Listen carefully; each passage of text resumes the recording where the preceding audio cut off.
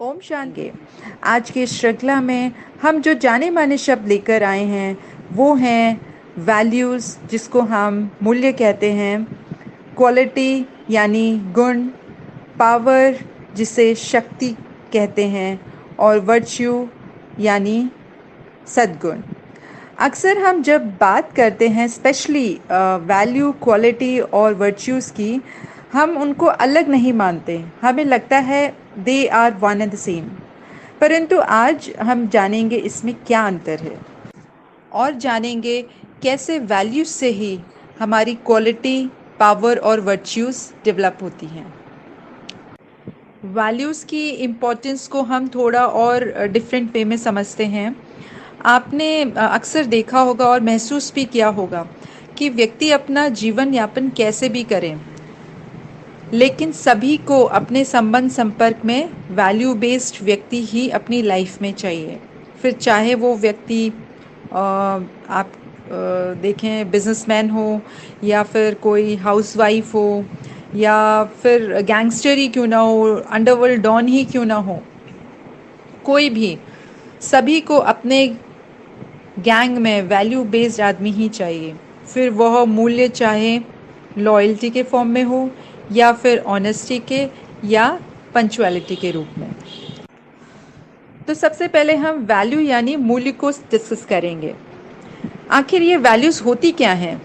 इसको सही और सिंपल वे में बोलें तो it is nothing but setting life principal for self, यानी जीवन जीने के लिए कुछ मर्यादाएं सेट करना। आपको पता है वैल्यू सभी में होती हैं, लेकिन सभी की अलग अलग होती हैं। इसे हम उदाहरण से समझेंगे। कोई अपनी लाइफ में सेट करता है कि वो सदा ही जीवन में सत्य बोलेगा, चाहे कैसी भी सिचुएशन हो। कोई सेट करता है कि वो पंचुअल रहेगा, तो वो पंचुअलिटी को अपनी लाइफ का प्रिंसिपल बनाता है।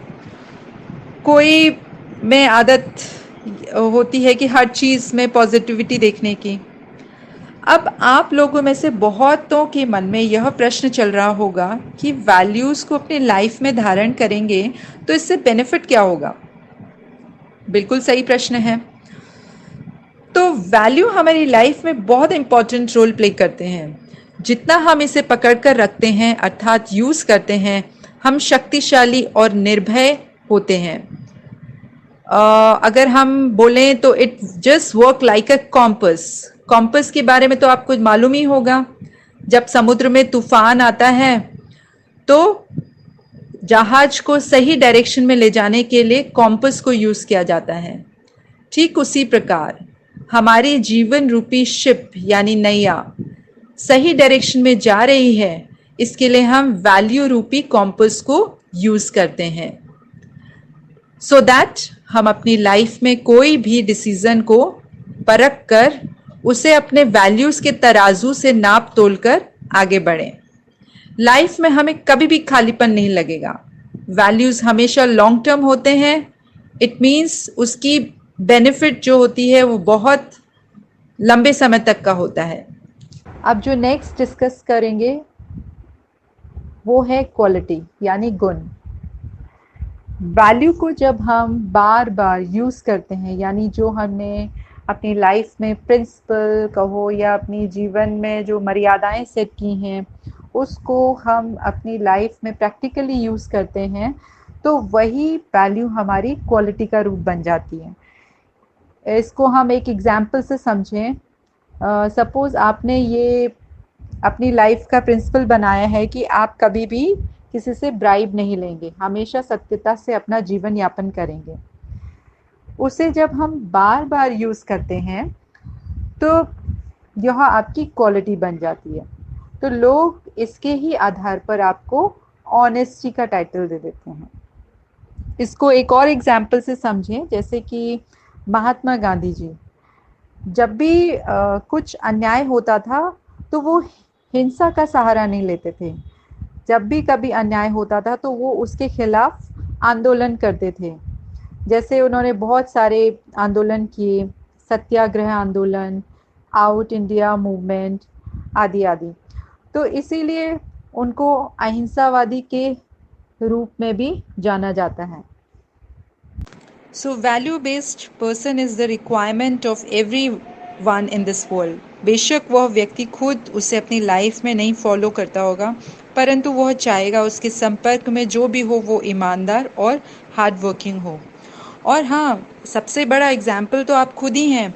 क्या आप नहीं चाहेंगे आपके साथ काम करने वाले या आपके संपर्क में जो भी आ रहे हैं वो वैल्यू बेस्ड हो? नेक्स्ट है पावर यानी शक्ति। When we use any value at the time of any sudden situation, then that value becomes our power. यानी हमें मूल्य है, लेकिन उसे चुनौतीपूर्ण अवस्था में जब यूज़ करते हैं, यानी अचानक की कोई सिचुएशन में यूज़ करते हैं, तो वही हमारी शक्ति बन जाती है। इसका उदाहरण हम झांसी की रानी का लेंगे। जब उसे पता चलता है कि उसके पति गंगाधर राव की युद्ध में मृत्यु हो गई है, तो वह अपनी झांसी की रक्षा के लिए तलवार उठा लेती है। तब इस सिचुएशन का वो बहुत हिम्मत से सामना करती है, तो वह वैल्यू उसकी शक्ति बन जाती है।